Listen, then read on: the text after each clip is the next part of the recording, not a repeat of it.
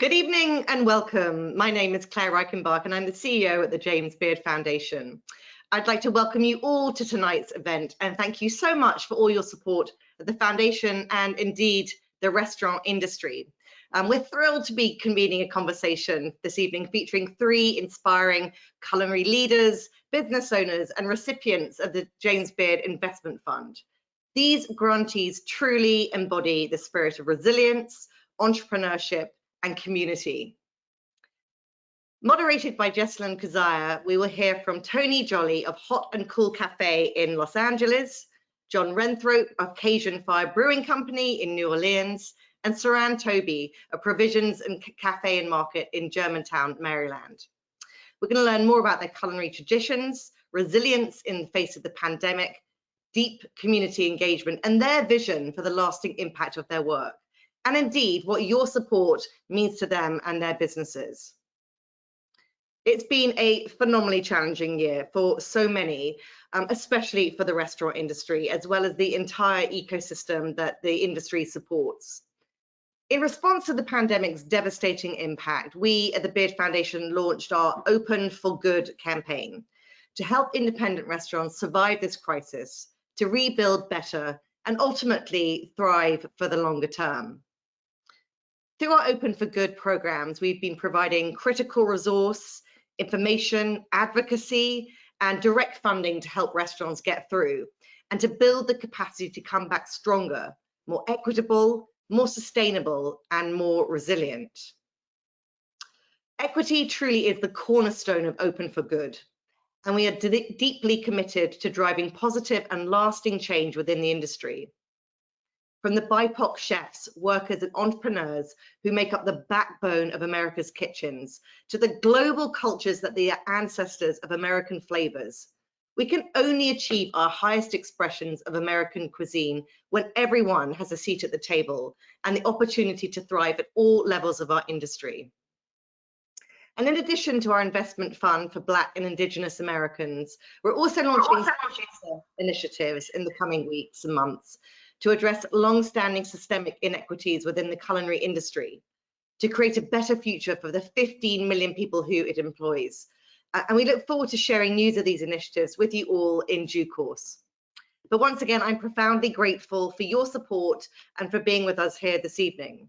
And now it gives me great pleasure to introduce you to our Director of Development, Persis Singh. Over to you, Persis.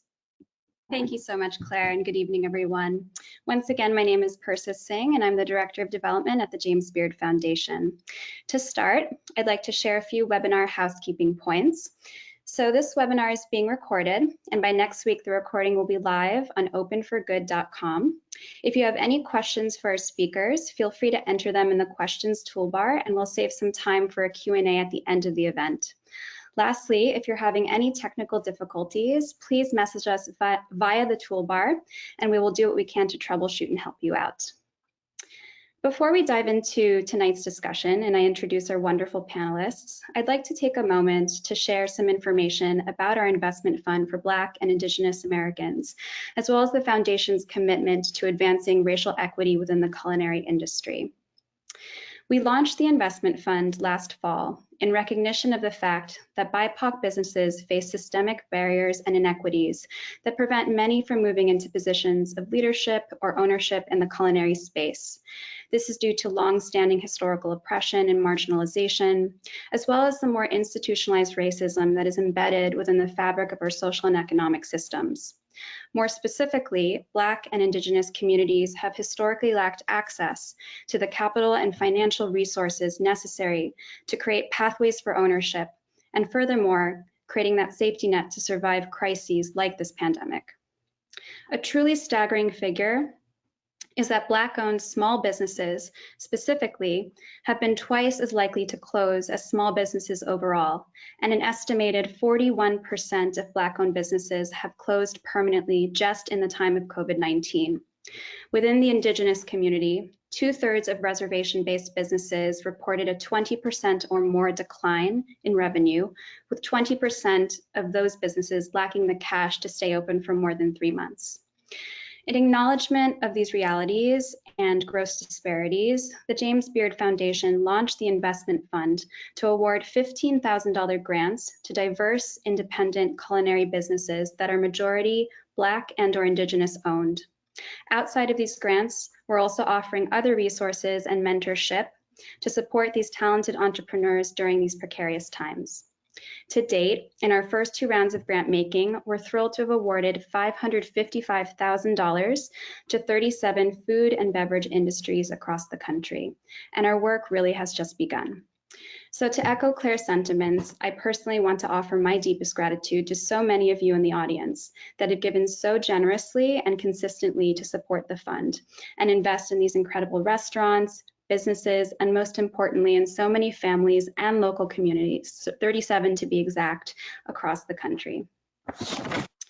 And now I'd like to introduce our host for the evening, Jesalyn Keziah, as well as our 3 panelists. Jesalyn Keziah is a member of the Lumbee Tribe of North Carolina and currently serves as the Community Engagement Program Officer at the American Indian Center at the University of North Carolina, Chapel Hill, where she recently completed her master's degree in social work. She spent the first decade of her career leading regional food justice initiatives at Resourceful Communities, the Conservation Fund, and the Center for Environmental Farming Systems. In addition to serving on the leadership committee for JBF's investment fund, Kazaya is also a community-oriented gardener, artist, talented potter, activist, social worker who is deeply invested in native food systems. Next, we have Anthony Jolly, owner of Hot and Cool Cafe in Los Angeles. Tony is building community through coffee. As a coffee roaster, his dream of opening a coffee shop manifested into a vibrant community space that embodies the historic heritage of his neighborhood, Lamert Park, and serves as a cultural beacon. From after-school programs, youth training, open mic nights, to community fridge and food access initiatives, Hot and Cool Cafe is a certified social enterprise committed to community building and togetherness.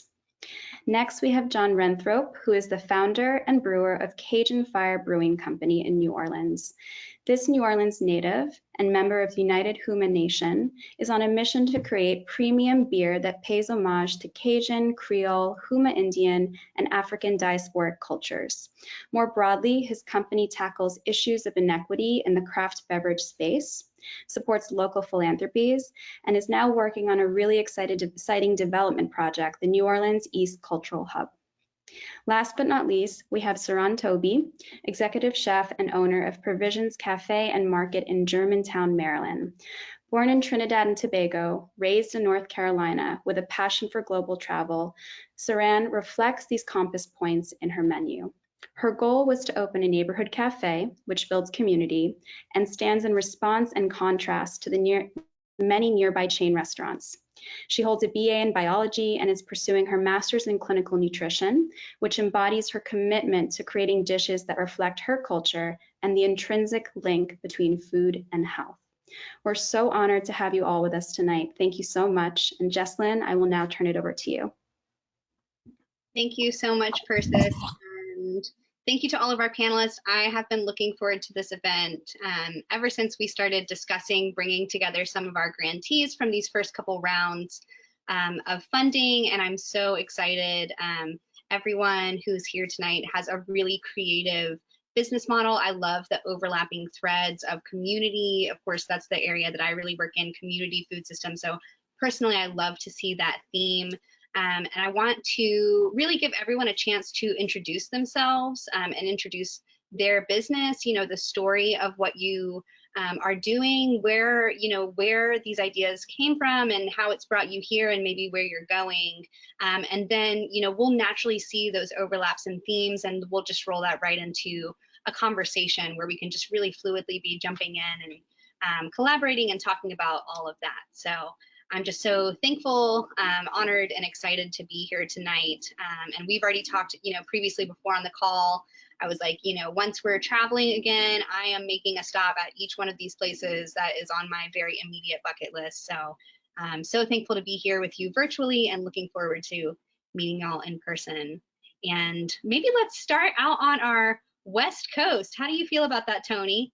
Can we have you jump in and tell us, bring us this. I want to feel the spirit of your business, right? You have such a cool community thing going out there. Your story is so fascinating. If you can just take us on the journey that you've been on.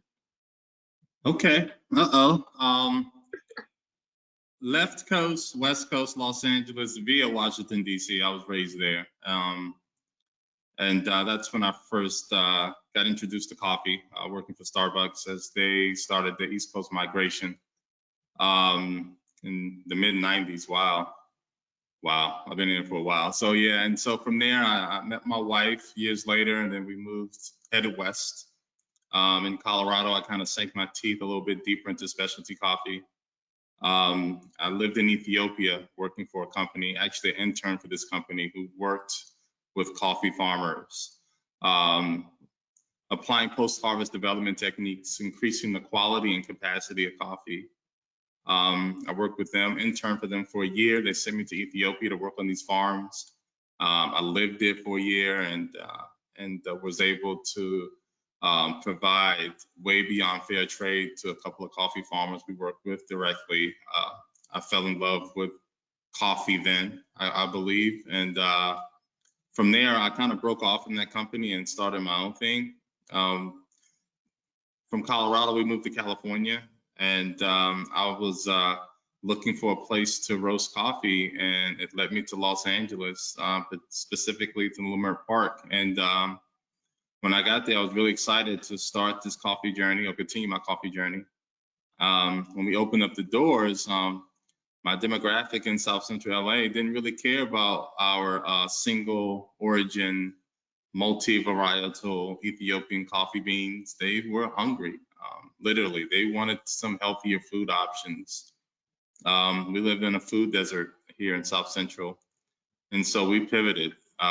We put our brewing methods to the side, and we brought out our frying pans, and we started to create a healthier food menu. To this date, we are a vegan cafe. We have like 10 vegan options. Over the last 3 years, we served the community healthier food, been a beacon,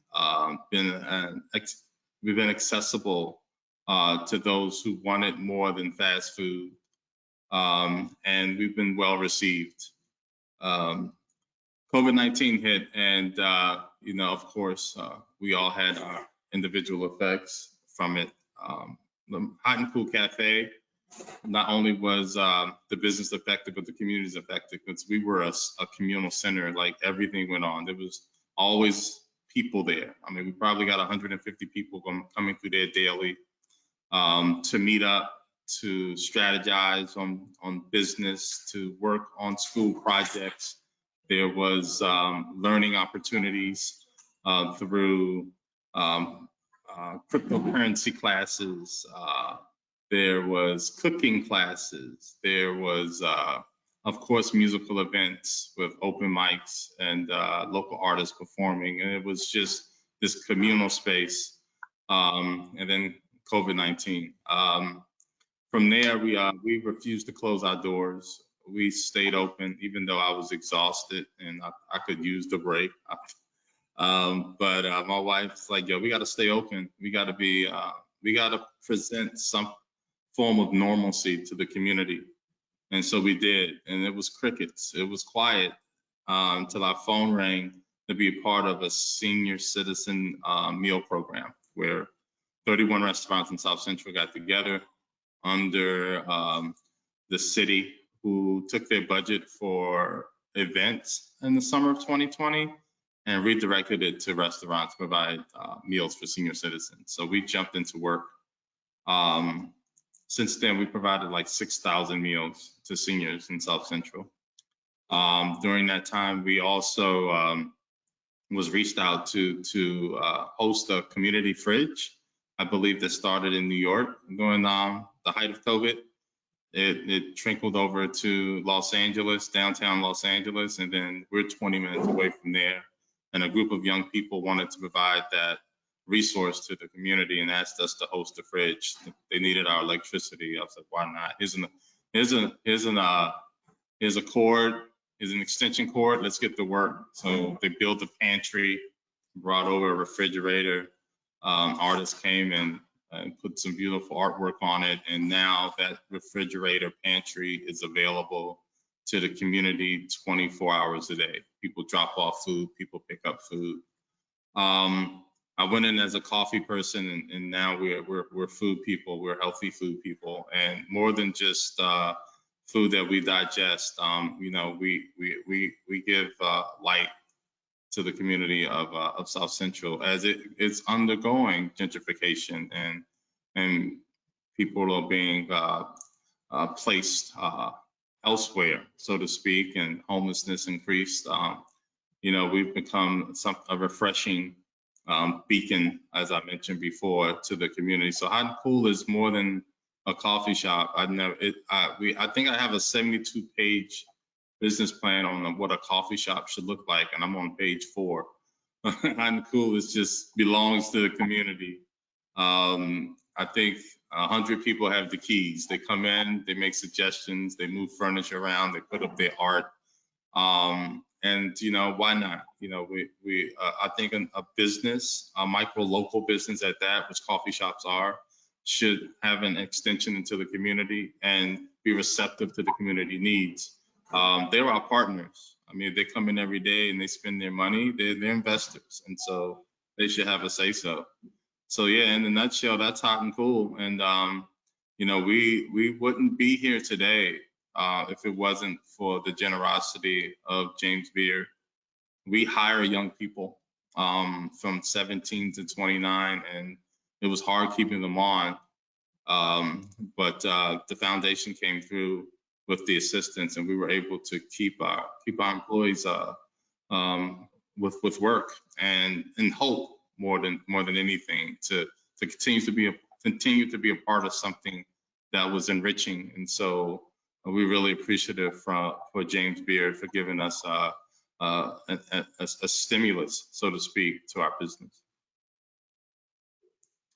That's such a powerful story, Tony. And personally, I love it because that, you know, we kind of were talking about this before, but I've also worked in food access, food justice. I love just this model that you're talking. I mean, you already came in with so much energy and ideas, but then the responsiveness, like you said, to what the community needs, and just recognizing that what makes something work is the community investment in it. And I can't wait to come out and really feel that spirit, because it shines through just in the model, and then hearing, you know, about your fridge and the senior meals, and just how many roles one space, one business can play. That's so inspiring. So thank you for sharing that journey, and I'm sure we're going to come back and talk about so much more, but thank you.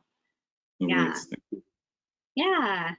Let's jump down to New Orleans, which has been on my list. I got to get down there, and now I have more reasons.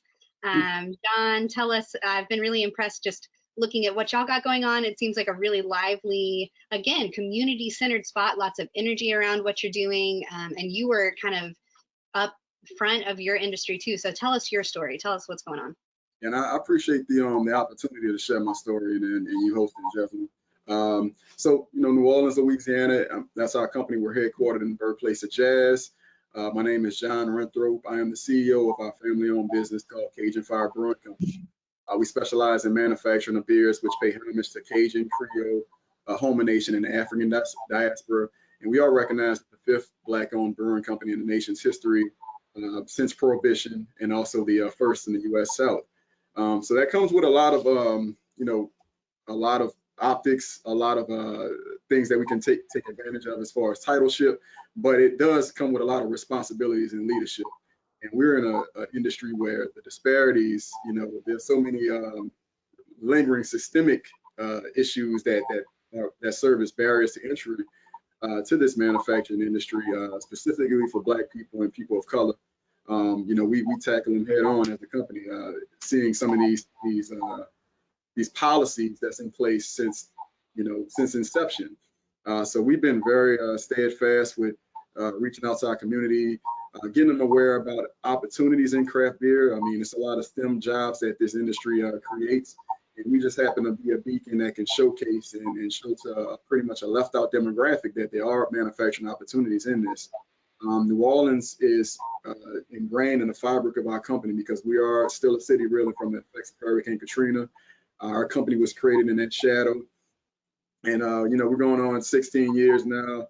We're still in a community area in the city of New Orleans that's been left out of that economic stratosphere of tourism. So us as a company, there's a lot of weight that we carry with us in knowing that we have to scale our business and make sure it's not only scalable, but make sure we operate professional. And also just being creating an atmosphere of civic pride. We don't really have a manufacturing identity in the section of New Orleans that we're in. So we're one of the companies that's leading the charge in that, and also protecting our ecosystem, because we're located right on a really significant corridor of the I-10 interstate that's right at the entrance of New Orleans. So throughout the pandemic, we've been not only, like every other company, dealing with the disparities that's coming with the pandemic, but also protecting the real estate commercial corridor from outside interests that's looking at the opportunity and seeing a way to seize and capitalize on things without necessarily having the community in mind. So, aside from that, the beer we make is awesome. New Orleans allows us to really go into a lot of different directions with the beer, as far as the history, the city's own significance to the narrative of craft beer manufactured products. I mean, the city used to be the birthplace of, the mecca of craft breweries in the South. And with our relation to the port and it being one of the highest ports that have import opportunities, we're very uniquely positioned as a Black-owned company to scale and do a lot of different partnerships that our ancestors could only dream of, right?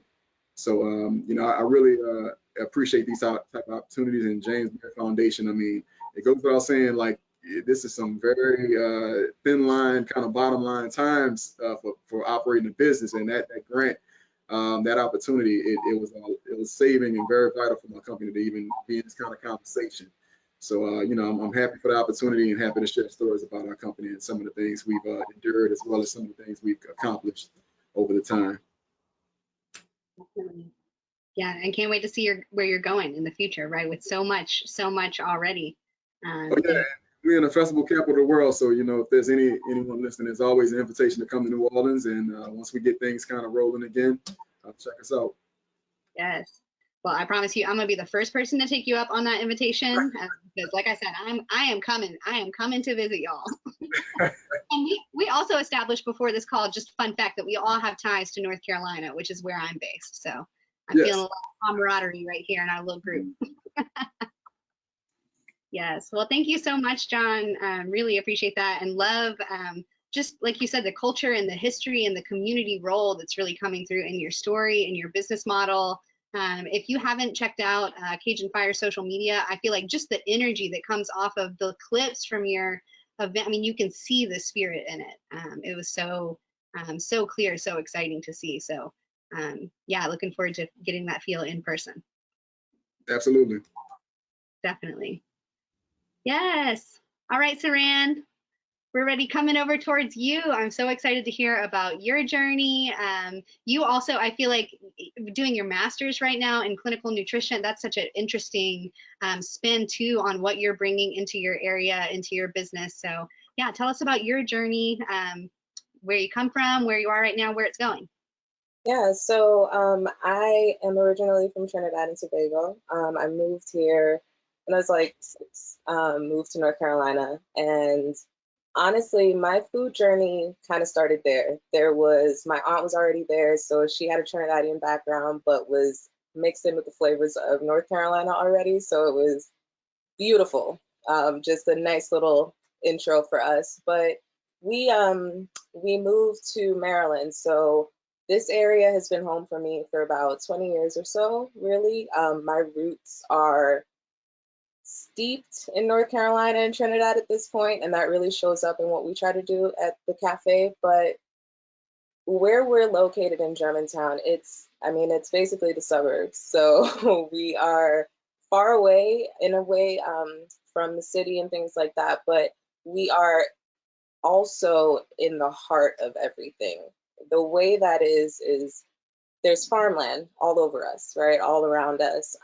We are producers, we're growers, we're manufacturing things that then funnel into the communities, into the broader communities. So It's about 30 minutes outside of DC, so people commute from here to DC like it's nothing. So we end up kind of being a bridge for them, people who come back home from the city and don't necessarily want the hustle and bustle of city life and want somewhere that feels like an oasis to them. That's where we kind of stepped in. We were about 2 years into our business, and then the pandemic hit. I would say we definitely were hitting our stride at that point. Things are great. I don't know how slim everybody knows profit margins to be for restaurants to begin with, but once the pandemic hit, it was like non-existent. So to be able to find opportunities as well to supplement the revenue that we weren't getting was really, it was short to come by. So this grant, I can't understate it enough how timely it was and how it's able to actually help us to pivot into the business model that we were already kind of ascending into. So our space isn't really the largest. It's accommodating, it's intimate. It is a place that people are craving to come back into. When you live in the same county as Dr. Fauci, you are not going to open very quickly. So that's something that I think people are starting to like really get in tune with. And so they're okay with it. They are really receptive still to what we're offering. So, I mean, if it's the community programs that we've tried to institute, feeding families, working with sororities, different organizations that we would have never thought of pairing ourselves with, to even just give our surplus food, things like that, because you may be open, but like Tony was saying, crickets, right, for the first round of it, and you need to be able to still contribute in the same way that you were. So those programs definitely helped us to maintain our effect in the community, I guess, and for that reason, people are still coming to us. We have a very loyal customer base, and I don't know what it was to get us there, but we've I can't understate that enough too, right? The support from our community. Without them, there's no reason for us to be here. So I am thankful to them and the James Beard Foundation at this point. But yeah, I mean, that's me. Yeah, that's really powerful. And I remember you saying, it seems like your business is also playing a really unique role. You said, there's some kind of chain restaurants around, but it seems like you're really, bringing something unique and, just creating a community around people wanting that personal touch in their food. I mean, the strip that we're on, it's nothing but small businesses, right? And so that was such a beautiful thing. And then literally a month ago, an AutoZone started to build up right in front of us, right? So the homey vibe that we really tried to bring back, the not just comfort, like Tony was saying, I feel like I keep reiterating what you're saying, because although we're not as big as LA, people still want the same accommodations, the same feelings, the same stress relievers too, right? So where our food comes in, we don't do what the chain restaurants do. We do not, we don't end up funneling into the things that people think they crave, right? So we try to change people's palates in that way. Our menu isn't fully vegan. There are vegan items, but we trick our customers into healthier options. So everything is like a whole food option, right? So it's going to be something that you're getting. You're going to feel like it's dank. You're going to feel like it's great. It's flavorful always. But at the same time, we are conscious of the effect that we're having on you, because it plays into the reciprocity, right? So that customer relationship, if you're not of a healthy mind, I can't help, and if I'm not of a sound and healthy mind, it's just not going to work. So flavorful food, but also brain food, always brain food, and love, so that's it. Right. Yeah, and I think that's something so powerful. The way that food, I love working in food because it cuts across every cross section of our life, right? It's just the nurturance of our existence, right? It's the foundation of what we actually need every day, but it's also where we gather, where we play, you know, every celebration, you know, family. For me, that's what food represents. It's a gathering space for all of these cross sections. And so I love hearing that aspect in each of your stories. And so a couple of kind of questions to keep us going. One, I'll say I'm so thankful to the James Beard Foundation for doing specific investment in Black and Indigenous food systems. That's so important to me. I think it's foundational of the entire United States food system, culinary tradition, right? And so long overdue to really have both recognition and also specific investment.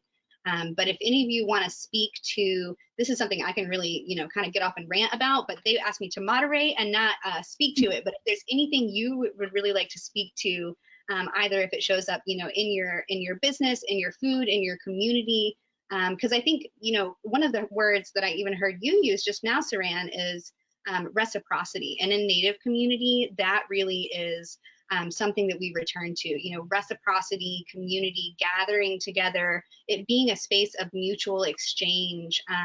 That's just so unique and so beautiful, I know, in our community and in our food traditions especially. So if there's anything there anyone wants to speak to, jump in. Yeah, I got a couple words about it. I think the just the intentionality of it has this impact. Like the more intentional you are, like and deliberate, specifically with something that can assist Black and Indigenous communities, I think the impact is much more broad. Because right now, you know, that there's a lot of there are like a lot of resources and opportunities that are present themselves, but if their net is too wide and ambiguous, you don't necessarily get that impact that this is specifically targeting the restaurant industry, almost like those grants that specifically target like frontline workers. You have to be intentional even in our aspects. I mean, we have our specialties and our crafts that we keep our lane in, and that's how we have sizable impact, like what you mentioned, Anthony and Saran, and how you all had specific skill sets and y'all expanded because y'all was very intentional and deliberate with how y'all manifested y'all companies. Y'all was able to get a pretty sizable return on investment. So I think with this grant, be it, you know, just the leadership and everything behind it, it's going to have a very sizable impact and return on investment for all the businesses that was selected. Yeah, I agree. Yeah, that was well said, John. You're 100% correct, and the word reciprocity is huge, and the definition of it we don't keep intact with our business principles, but it's a huge part of it, and extending yourself in a reciprocal state. It just makes it a win-win situation for all involved, and being able to provide a service and using resources to create your product or service to extend to the community, and then in return it makes a difference in their lives. It's just a whole circular evolution of well-being and holistic celebration of provisions that we all want to be a part of, whether it's financially, whether it's taking $1 and creating a brew and creating an event, and then a time where people can take your brew, John, and create a memory and then leave, and that memory becomes a part of their lives. You know, we're all connected when we are in this service industry.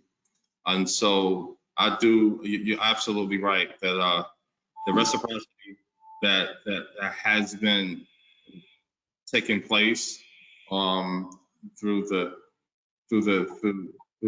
James Beard and through our relentlessness, actually, just to stay open, has been well received from our customers, and then those who help us, they feel good as well, right? I mean, honestly, just to reiterate what both of you said, it is, at this point, it is entirely because we want to be here, right? There is no other reason for any of us to be doing it. It's not a vanity thing. We wouldn't be here otherwise. So I think with that mindset, it's a lot more comforting for people to want to support you too, right? Even if you weren't necessarily steeped in community initially, you had no choice but to do so throughout this pandemic, or you would fail. Um, I don't know what other industry you're able to kind of see that immediate effect. With food, it's always instant, right? You will know if somebody loves it, you'll know if they don't. Mm-hmm. They are not going to be, our customers aren't shy about it. Luckily, our reviews are good, so it's not like a troubling thing. But at the same time, people are willing to go as far as you show them you are. So with that mindset, I feel it's invigorating actually to step back into the spaces, to want to step back into the spaces also, because it's been demoralizing for so many people. And that's something we have to recognize too. It's one thing when the avenues are set out for you and you feel like, okay, so this is something that's potentially still for me. Because in the midst of it, if you're not seeing the opportunities present themselves, and I mean in the form of this grant is specifically for you, this money is allocated to you and your community and your intention, that is, I don't think there's anything else that you can appreciate more outside of that. So not to rant, but I just really, I think that if anything weaves us together more than just the nature of our industry is the fact that we are here for our community, no matter what.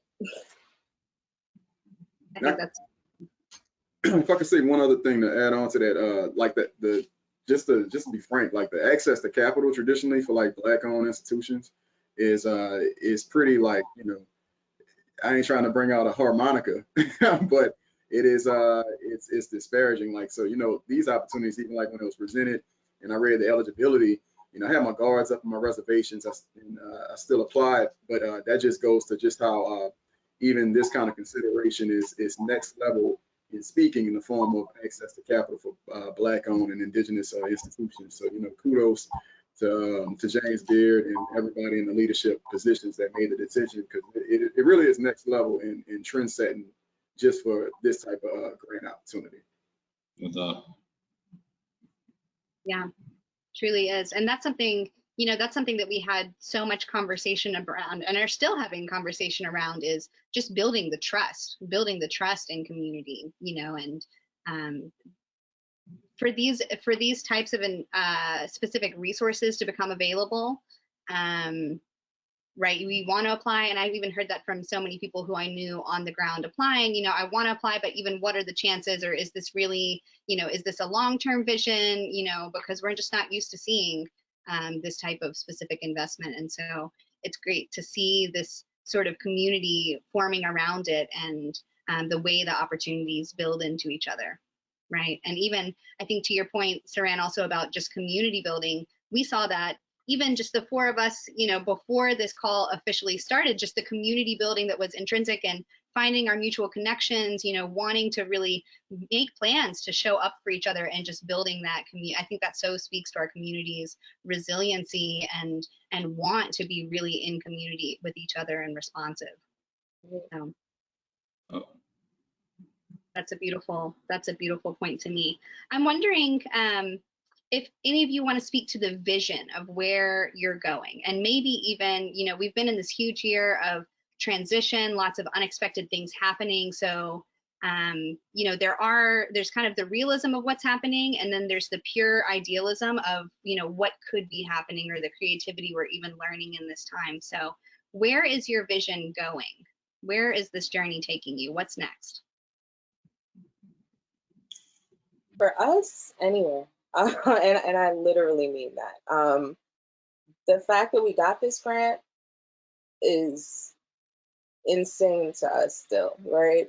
The accessibility, because it's proven by me getting this grant to me, is incredible. So for me, the trajectory is whatever we envision in a positive light, right? So for us, our lease is coming to an end soon. We're having to debate whether or not we want to continue that. And we're looking toward hopefully expanding into a larger space, but a more outdoor communal space, because the nature of our industry too has shifted entirely. I mean, you think you're pivoting one way and then you end up having to transition to an entirely different thing. So it's hard to say what specifically will work, right, in the future. From what I do anyway, beer is always going to be there. Community development and outreach in terms of people wanting a space is always going to be there also, right? So people's desire for those things are always going to be there, is what I'm saying.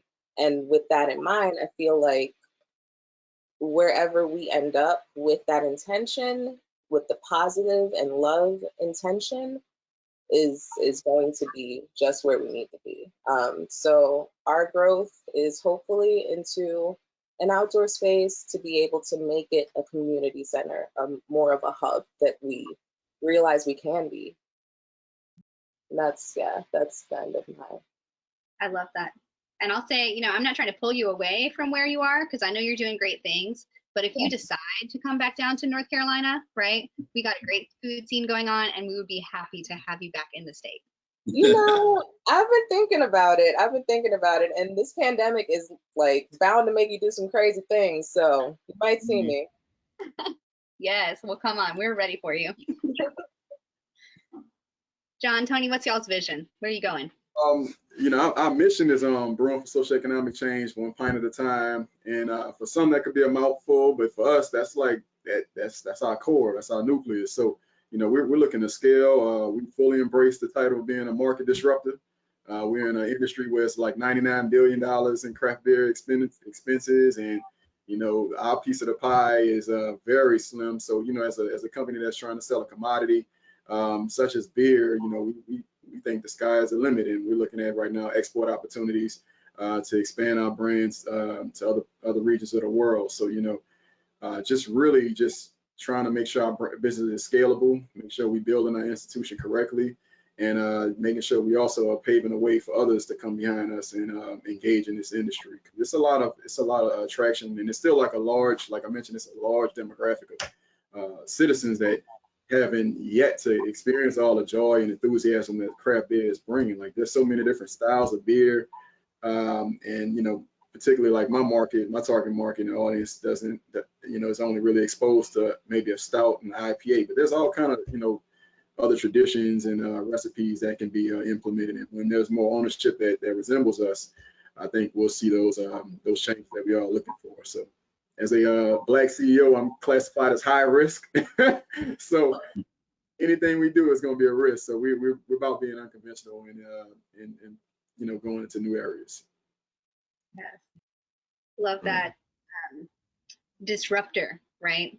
And I think the spirit of your business really is that's what I was so caught by looking over all your social media and website, and just the community spirit that's around it. But like you said, the fun and the joy and like the playfulness that's there. And I know it's also, you take yourself really seriously. It's a family run business. You're doing all these great things in the community.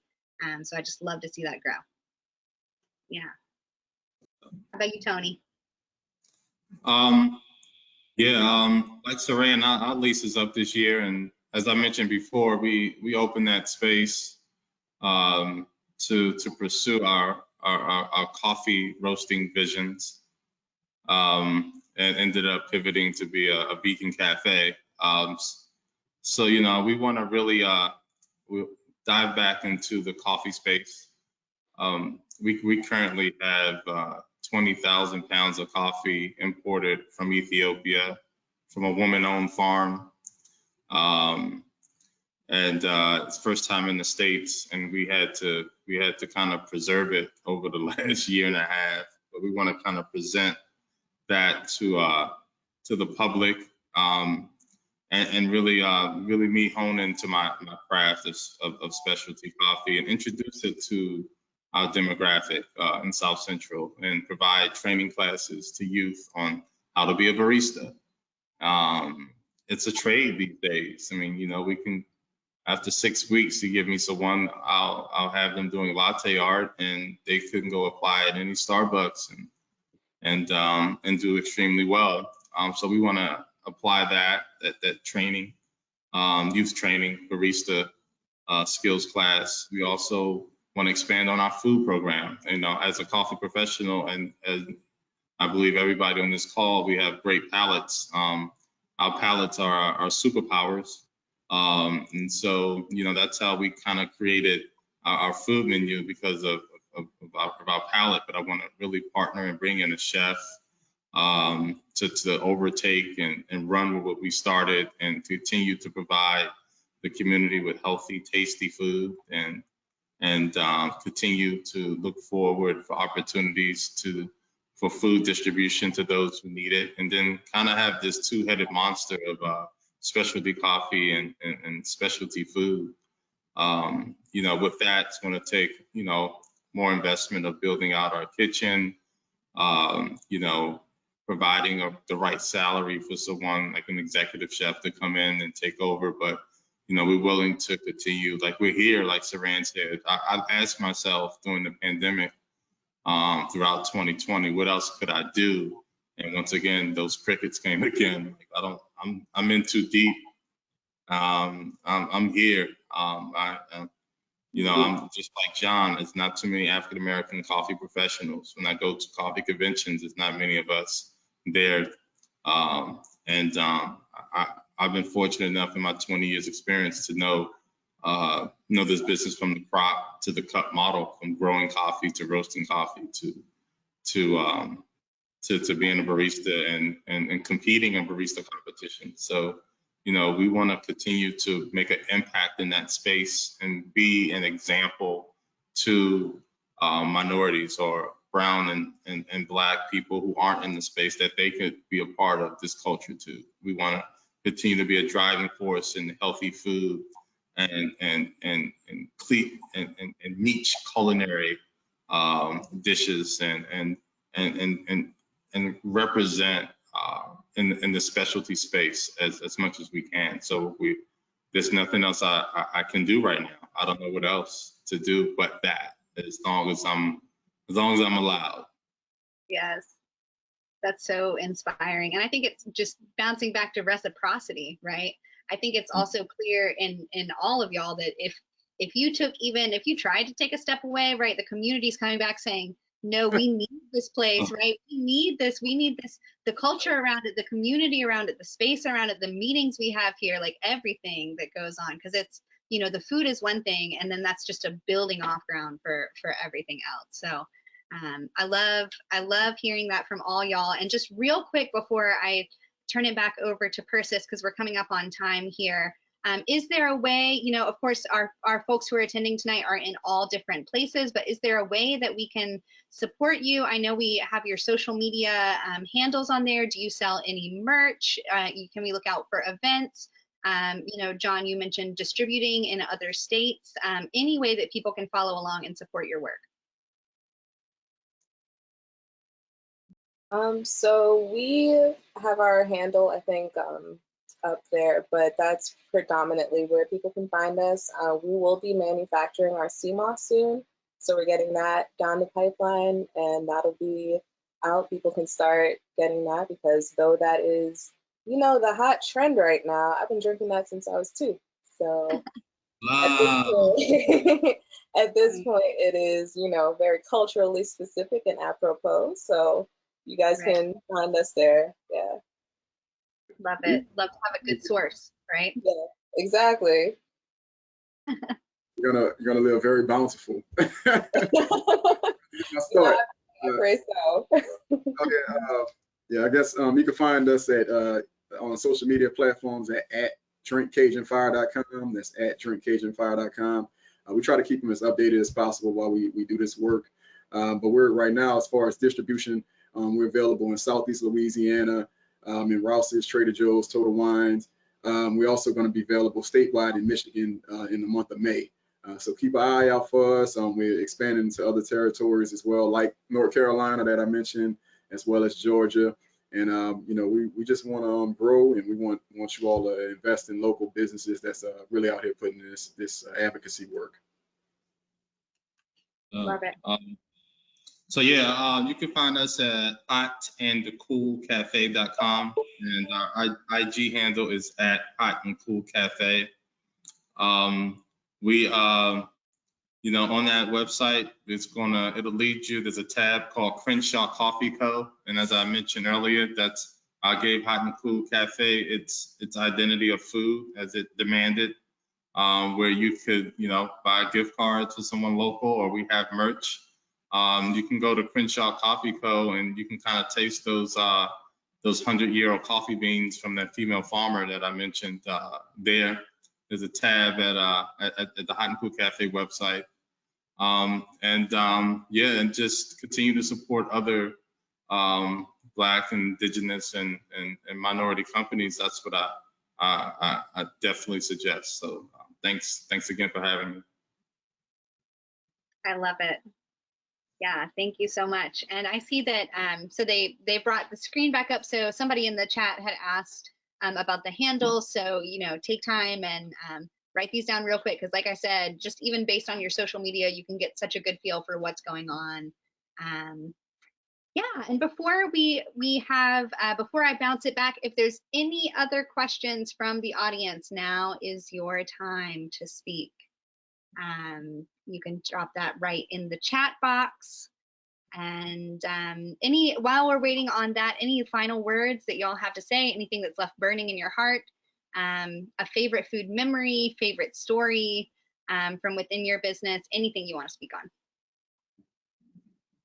on? I know, like in my industry, we had did an article a while back, I think with Travel Noir, and that was like in 2015. And I just want to say this about James Beard. I do value y'all journalistic integrity, because that was like the only company that covered and did a feature story on just the disparity levels in craft beer. And at that time, it was like, I think 2015, and it was only like 20 Black-owned breweries in that space of like 7,000. So now, you know, unfortunately, things haven't changed too much since then. We're at like 9,000 craft breweries in operation in North America, and there's like 50 Black-owned breweries. So, you know, I appreciate y'all efforts with continuing to keep us updated on those stats, because it's not really too much investigative journalism that's done to cover like some of those disparities and highlight that. So I do value that. Yes, thanks for saying that. I just want to say thank you. Sorry, Tony. I didn't mean to interrupt. No. No, just thank you really for noticing the need and filling it. You know, really putting in the action. So just thank you to the foundation. That's all I needed to say. Yeah, I echo that, and I'm really grateful to just be associated with the name.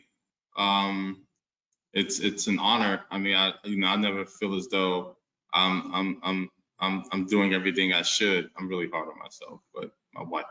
But I always feel as though I could be better, and I'm not at my best. And then to be a part of such a prestigious organization, to be that's overwhelming to me. You know, I had to, you know, ask my wife, are they sure? They should. Very sure. Yeah, right. But it's an honor to be associated and recognized and a beneficiary of the kindness that came from the foundation.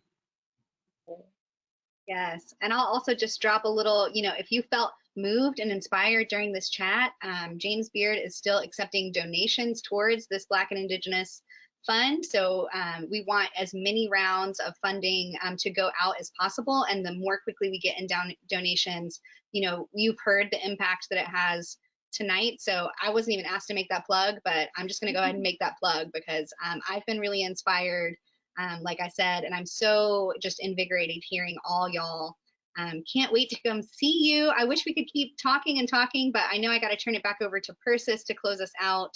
It's been such a delight. I can't wait to taste all y'all's food and be back together in person. But thank you so much for your time. Thank you all. Thank you, guys. Thank you so much, Jesalyn, Saran, Tony, John. It's been such an honor to hear from you.